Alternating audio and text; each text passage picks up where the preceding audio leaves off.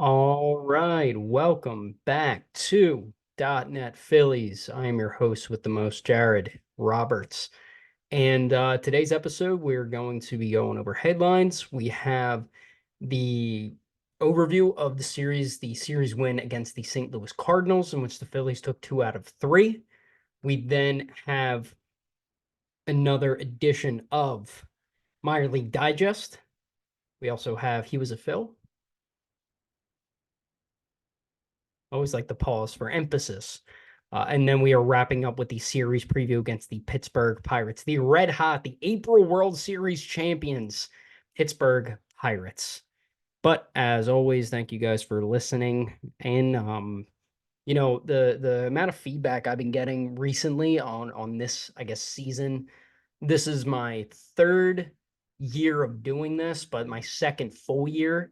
Because remember, I didn't start doing this until August, or excuse me, July. No, was it August? It was August. It was August. August of 2020. So I didn't do it for that full year. Last year was my first full year, and now we're going into year 3. So it's been incredible, the amount of support, and this mic has been weird. The amount of support that I've been getting is incredible to see and response and everything like that. So I just want to thank you guys for listening, for being so great, for commenting, for all of that great stuff during this baseball season.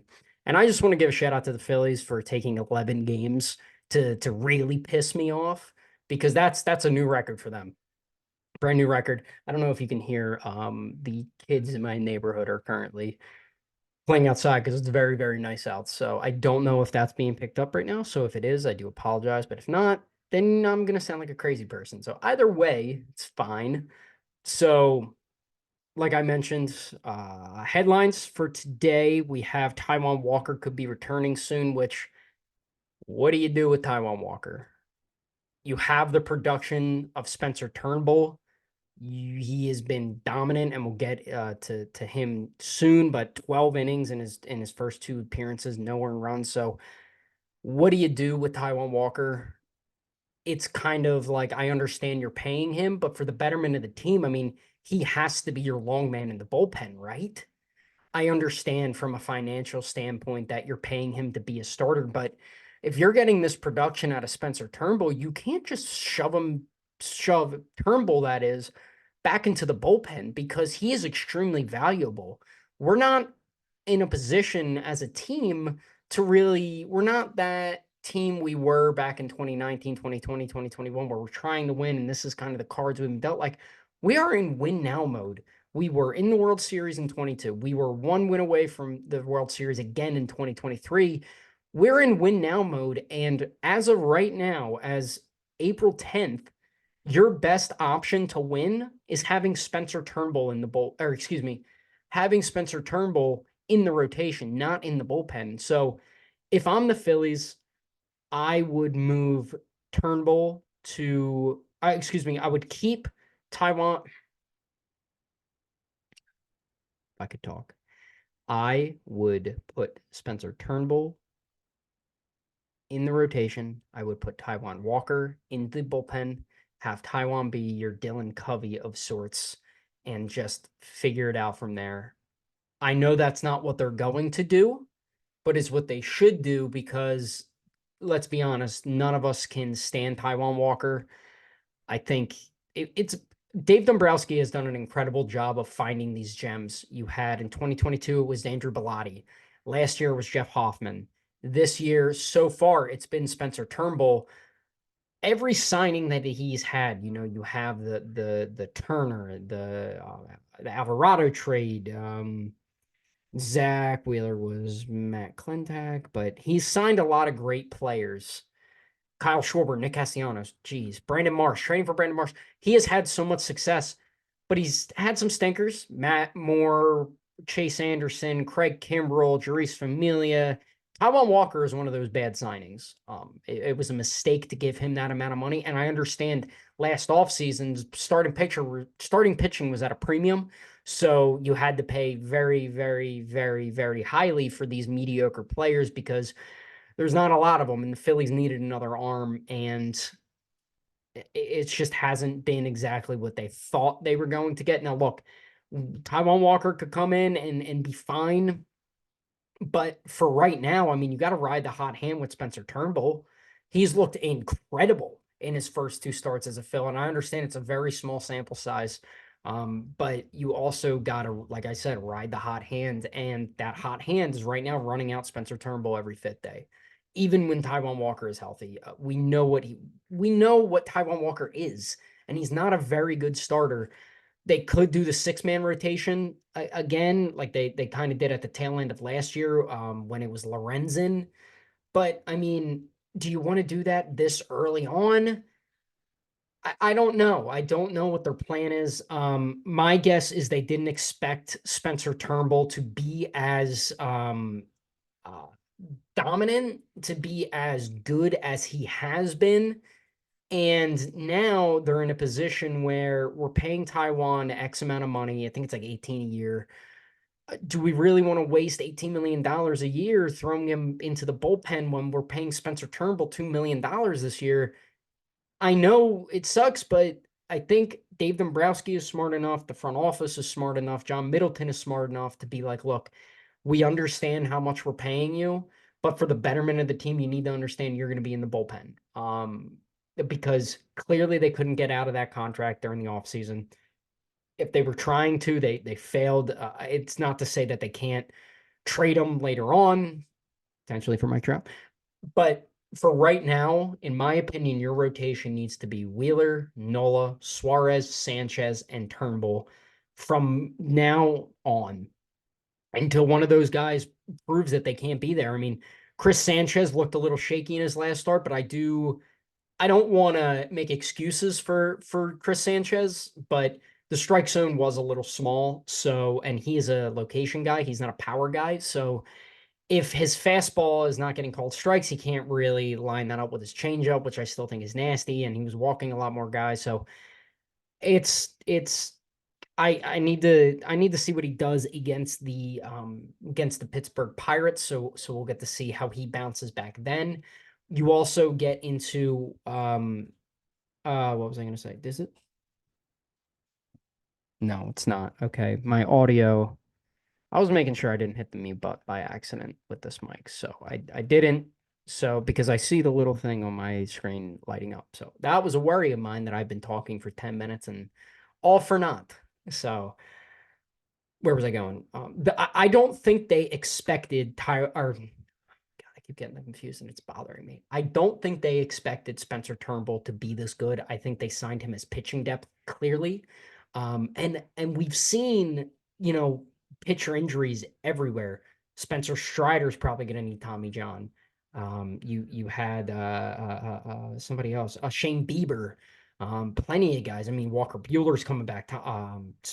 Jacob deGrom's coming back. I feel like there's more. There's more. There's plenty more. Somebody tweeted out a list of players going down with Tommy John. Gavin Lux, or not Gavin Lux.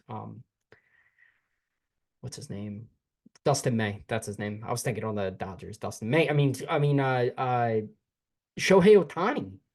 Like same thing. Like here's the thing. Here's my opinion on this. If you care, you probably don't, but I'm gonna give it to you anyway. Um, I don't think the pitch clock has anything to do with the amount of pitching injuries that we've had this season and in previous, because everybody's blaming the pitch clock.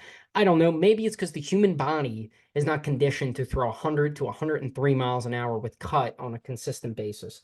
If I had to guess, that would be it. But what do I know? What do I know? I'm just a guy. I'm just a dude. I think it comes down to conditioning, not torquing your elbow, because you got to see these pitchers. Prime example, Spencer Strider. As a baseball fan, that sucks. Seeing Spencer Strider pitch, he's one of the best in the game. I hate to admit it, but that's just the reality of it. As a baseball fan, it sucks. As a Phillies fan, I'm like, they're just going to bring up some other guy and he's going to shove and whatever. But he learned a curveball, and you need to torque, and especially when you were throwing 100 and 102 and then mixing that curveball, your arm's going to get like chicken leather, like rubber arm, and that's just it. So back to my original point is that having pitching depth is a luxury at this point. It's not something that should be taken lightly. So they have the pitching depth. You have Dylan Covey, who's coming back from injury, who can give you length. You have Taiwan Walker. You have David Buchanan in the minors. You have Spencer Turnbull now. You have Nick Abel. Like they have starting pitching depth. So you don't want to lead that well dry just because you're riding the hot hand of Spencer Turnbull right now, or riding the hot hand of Buchanan or Abel or whomever. You also got to look at it as, okay, so say Sanchez is able to repeat this year what he did. You extend Ranger Suarez, which I think they should do because I do think he is the number 2 on this staff as opposed to a number 3, but that's neither here nor there. You extended Wheeler, you signed Nola, you're going to sign Suarez, you have Chris Sanchez. Now you come to that 5th starter spot. Is that going to be Taijuan Walker, or is that going to be your highly touted prospect and Andrew Painter? I think I don't know what you do. Ultimately, that contract is bad. It's just a bad contract. But it just is what it is. I don't think Taijuan Walker has a place on this team anymore. I just think that's the reality of it. I think it was a bad contract. I think it was a panic move from the Phillies front office. It just hasn't panned out the way I think they thought it was going to. And now here we are with what do we do with that contract? And fortunately, that's not my decision to make.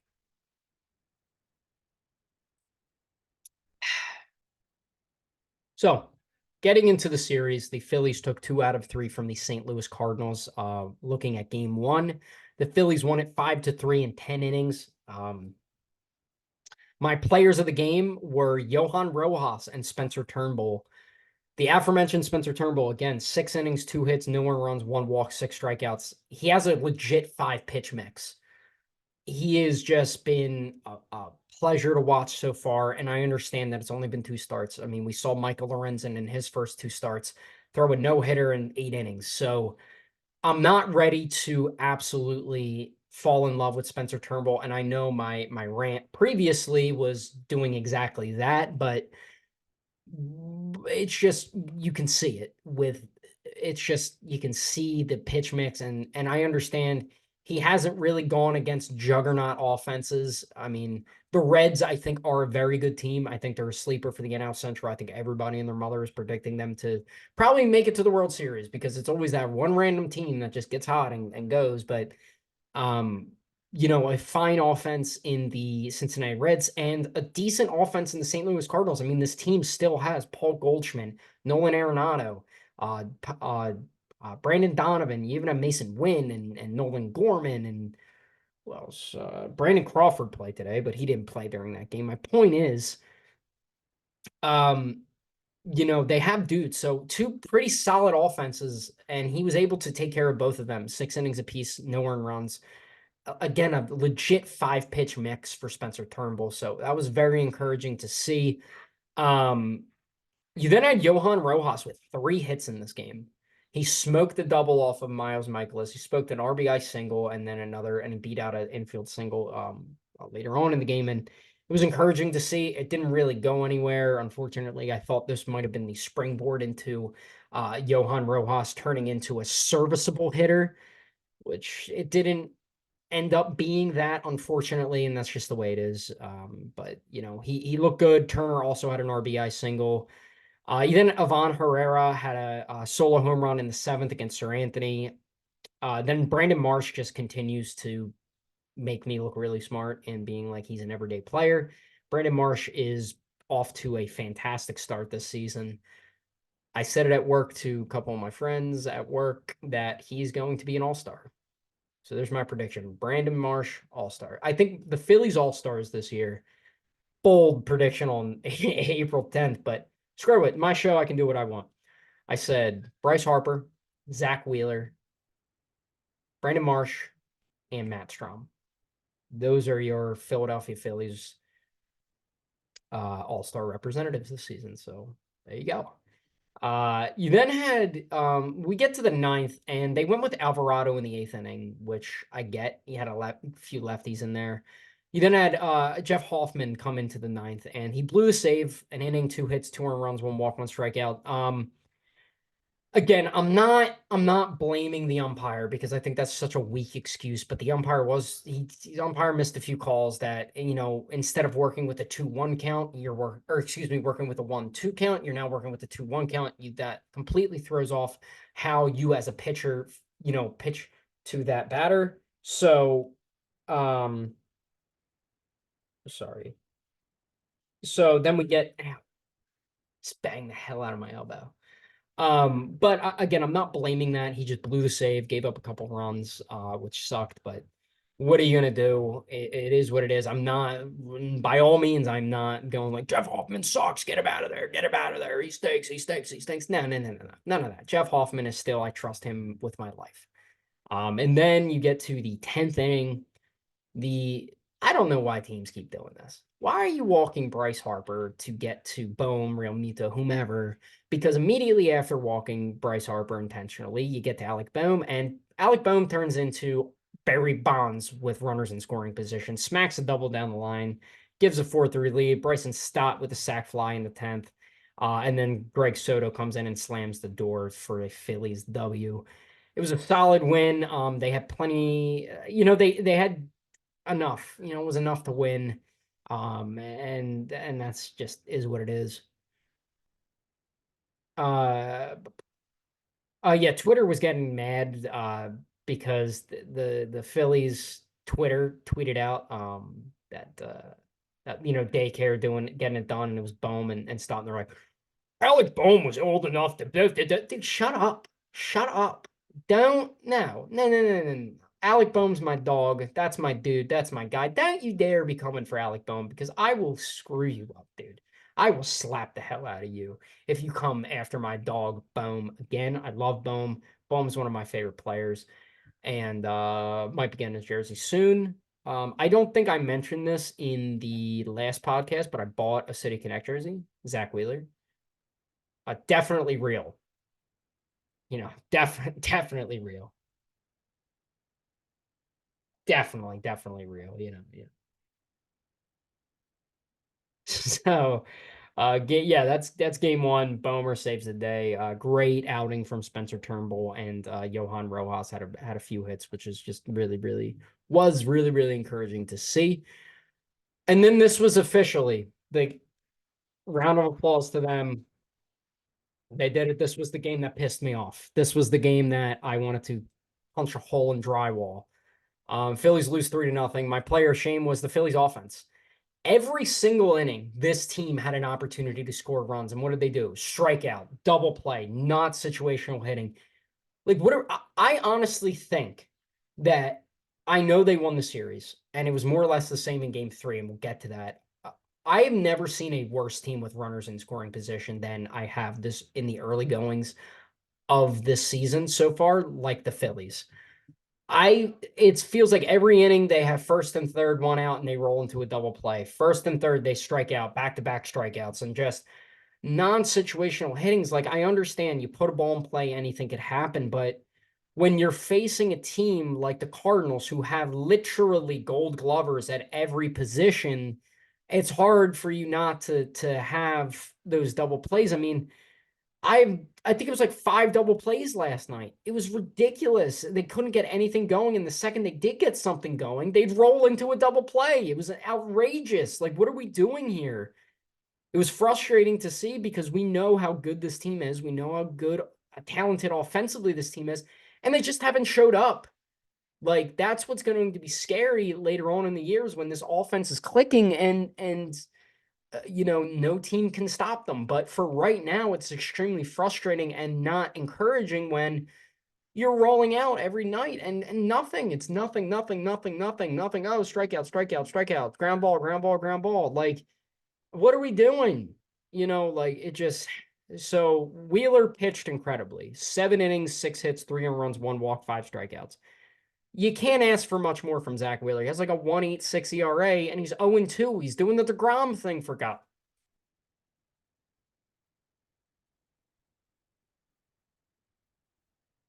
Nearly threw up. He's doing the DeGrom thing, like where he has like a 1.7 ERA, but the Phillies just aren't hitting for him. Like, what are we doing here?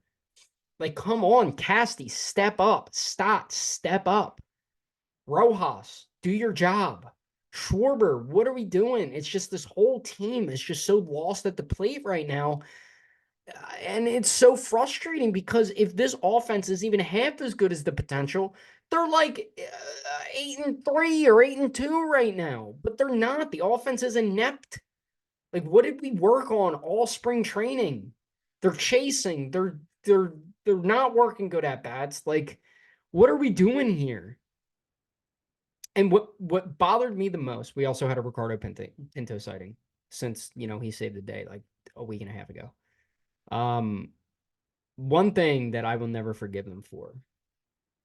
So I was a Jojo Romero guy ever since he had that gif of him chugging the Red Bull, slamming it on his arm, and he was like amped up. I nearly bought a Jojo Romero jersey in 2020. I know, disgusting, disgusting, disgusting. Um, just for the bit, just for the bit of Jojo Romero. I don't know if you can hear dogs next door, or that might be my dog. I don't know. Um, Jojo Romero obviously was traded to the Cardinals for Edmundo, and we love Edmundo. But and I was like, wow, that's weird, but whatever. Jojo Romero, not a very good major league pitcher. He comes into the eighth inning last night. Phillies have bases loaded, 2 outs, or excuse me, bases loaded, 1 out. You bring in the lefty and Whit Merrifield pinch hits for Johan Rojas. Whit Merrifield strikes out.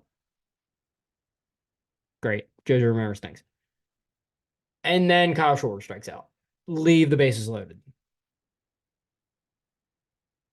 Like, are you kidding me? You really let Jojo Romero, of all players, come in here and carve you guys up? Like, are you serious? Are you kidding me?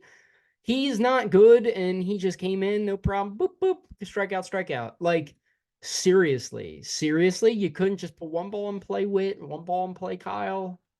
Just couldn't. I understand lefty, lefty, it's tough, but you're Kyle Schwarber. Yeah, it just bothered me, and I was in the middle of booking a trip, and I was just getting mad and annoyed, and just it was one of those games where it's like, come on, like something eventually has to give, and it never did. It never gave. It was very unforgiving and very unfortunate, but what are you gonna do? What are you gonna do? Then we get to today. So, admittedly, I did not watch the game today. I was at work all day, so I do apologize. But the Phillies got a run in the first, got 2 runs in the first on an error by Victor Scott the second in center field. Kyle Schwarber scored. Then Alec Bohm with an RBI single in the first to make it 2-0. Something I saw on Twitter was Nola's velocity was down. I'm a little not worried, but it's something to monitor, especially like I mentioned in the beginning, all the arm injuries that have been happening. So help me God, if it starts to bite the Phillies, I'm not going to be happy, especially after we paid Aaron Nola all that money. Um, he then had Ivan Herrera again in the second with a solo home run, and Brendan Donovan with a solo home run to tie it up. Boo. And the Phillies again struggling with runners in scoring position, struggling, struggling, struggling, struggling. It's just the Phillies struggle with the bases loaded really needs to be studied in a lab because ever since that Harper Grand Slam, it's been cheeks. It's been cheeks ever since, and it's the most infuriating. Is this light still on? Yes, it is. It is the most frustrating thing. It's very annoying and I hate it, but what are you going to do? Brandon Marsh continues to just prove me right again and again. RBI single in the sixth. Nick Castellanos did something productive, having an RBI single also in the sixth to make it 4-2. And then Nolan Arenado against Greg Soto had an RBI single in the eighth.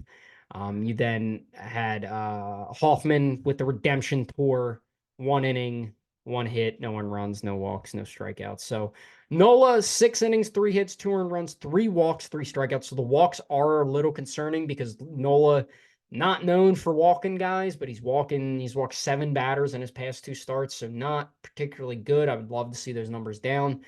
I don't know if he's trying stuff new. I don't know if he's just warming himself up, but then why the hell do we have spring training? But I don't know. But 6 innings, 3 hits, 2 earned runs, 3 walks, 3 strikeouts. Pretty solid for Nola. I mean, Matt Strom is he's so good. 1 inning, no hits, no earned runs, no walks, 1 strikeout. He's Matt freaking Strom. Soto struggled a little bit, two-thirds of an inning, two hits, one runs, one walk. And then Dominguez came into that eighth inning to clean it up. And then, like I said, Hoffman comes in to slam the door. So solid pitching. Yes, they won the series, but they won the road trip. They went 4-2 on the road trip, and that's all I could ask for going against the Nationals and the Cardinals. But was it encouraging? No. Was it discouraging? Not really. It was more so just a pain in the you know what of just like pulling teeth. I don't know. I should be happy they took care of business. That's what this road trip was. They took care of business. They did what they had to do, and now we're coming back to the bank. I will be in attendance on Saturday.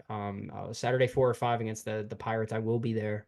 So if you're at the bank, come say hi, or don't. I don't know.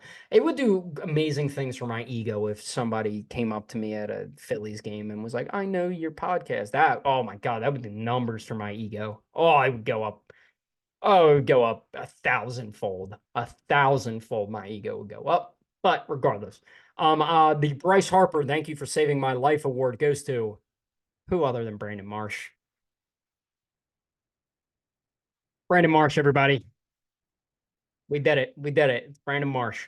Marshy. I mean, what more can you say? He has been the Phillies' best hitter so far this season, and it's not even close. He's clutch. He hit a little higher. They flip flop Marsh and Stott, which I think they should roll with until Stott starts to get right. Marsh is just, he comes up clutch, works great at bats, lefty, righty, does not matter. It's Brandon freaking Marsh. He's going to take care of business. So that was the series. Like I said, Phillies took 2 out of 3 from the Cardinals. Solid, solid, solid stuff. The pitching continues to carry this team, which who would have thought? Who would have thought in our Lord, the year of our Lord and Savior 2024? It's the Phillies pitching staff that carries them, but yet here we are.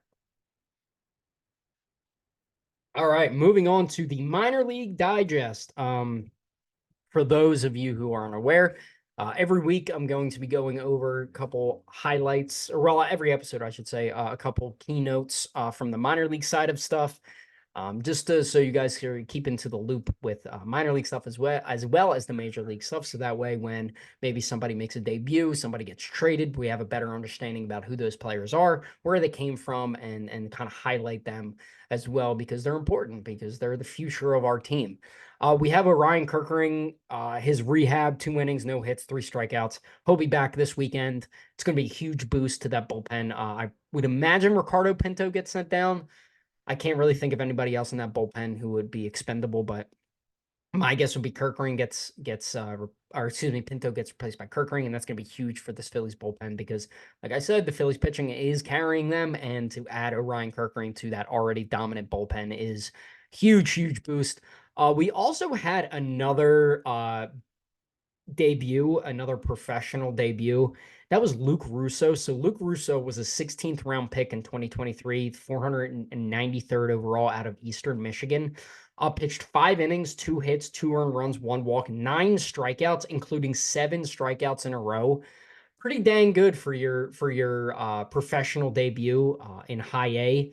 So, I mean, the Phillies, they're a pitching manufacturing team, which who would have thought? But the hitting side of stuff's coming on their way. You have Crawford, you have Aiden Miller, you have De La Cruz, you have Dogs. Phillies are going to be a wagon for a while, so they have the smart people in there. So yeah, that's going to do it for minor league digest. Just kind of a couple highlights. We're going to see Kerkering very very soon, and Luke Russo. I'm very interested to see how he follows up this performance. So keep an eye out for the high A guys. Coming out. So moving on to, I'm sorry. My apologies. Like I said, my show, I can do what I want. Moving on to, he was a Phil. In this series, it's basically looking over kind of familiar names throughout the major leagues, and just reminding you that yes, at one point in time they played for the Phils. Um, I don't. I'm gonna be honest. I don't know how much longer the series can go. It might just kind of turn back into remember him, which I kind of highlight pitchers, hitters, be like, oh, I remember that guy. probably sooner rather than later is going to turn back into that. But for right now, we'll keep it going. We'll keep it rocking. We'll keep it rolling because there's been some dates. I probably is going to turn back into remember him because we can be like, oh, I remember that guy. Justin Bohr was that 2018 team had a lot of guys. So maybe I'll look at that. I didn't even think about that. But yeah, that 2018 team had a lot of guys being like, he was a Phil. So there we go. But my one guy only spent the 2015 season with the Phillies. That is the original number 3 on the Phillies. I'm just kidding. It was Marlon Byrd, but this was a number 3 before Mr. Harper was wearing it. That is, of course, Jeff Francoeur. So Jeff Francoeur, kind of a journeyman career, but he's best known for his time with the Atlanta Braves.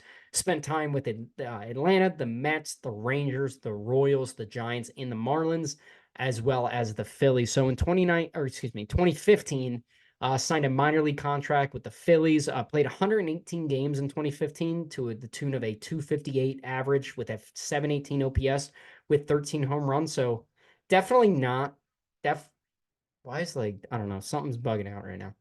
Definitely not terrible.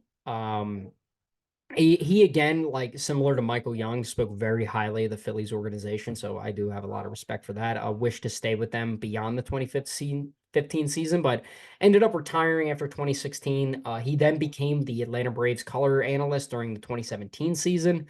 And then in September of 2019, became a part of the playoff coverage for TBS. We actually saw him in the Phillies. I don't know if you can hear that. We saw him this past season in the for the Phillies playoff run in the NLDS and the NLCS, along with Brian Anderson. We saw Jeff Francoeur. Jeff Francoeur, Phil, was a Phil. Is it a little biased to have a color analyst for the Braves watch calling games for the Braves in the playoffs? Maybe, but no matter what, if it was Joe Davis and John Smoltz or Brian Anderson and Jeff Francoeur, what are you going to do? What are you going to do? So, wrapping up, we have the series preview against the red hot April World Series champions, the Pittsburgh Pirates. The reason I call them that is because every single year they do this.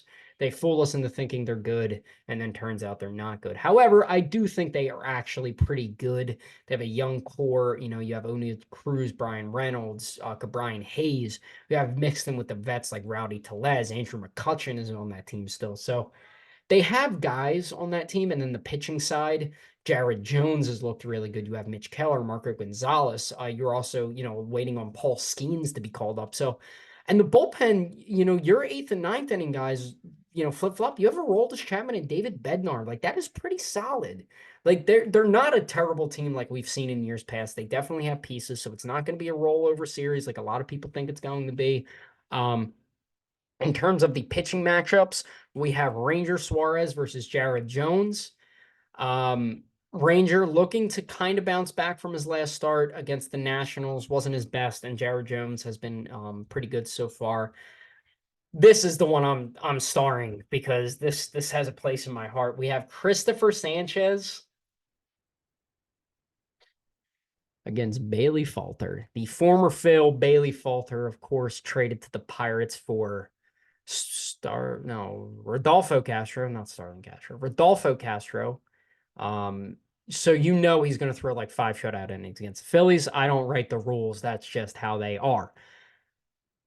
Chris Sanchez looking to bounce back against the Pirates. And yeah, I'm really mad I won't be able to see that game. But that Friday game, we will be seeing the debut of the Philly City Connect jersey. So I'm very excited for that. Then the game I will be in attendance for will be Spencer Turnbull versus Marco Gonzalez. Spencer Turnbull looks to continue his success in a Phillies uniform, and Marco Gonzalez, honestly, one of the more underrated players in baseball. I'm also very excited because Garrett Stubbs is probably going to be playing that game because he catches Spencer Turnbull. So very excited. Great day for the brand. Awesome day for the brand. Garrett Stubbs, friend of the pod. So yeah, there's that. And then the rubber match, the final game, you have Zach Wheeler against Mitch Keller, ace against ace. Let's see if we can score some runs for Zach Wheeler. I know it's a crazy idea. I know it's a crazy concept, but let's try to score some runs for Mr. Wheeler. But that's gonna do it for me today, guys. I appreciate you guys listening in. Feel free to follow all the socials down below, give a like, comment, do whatever you want, spread it all around, spread the love. And thank you guys so much for watching, and I will see you guys Sunday. Sunday we'll be back. So see you.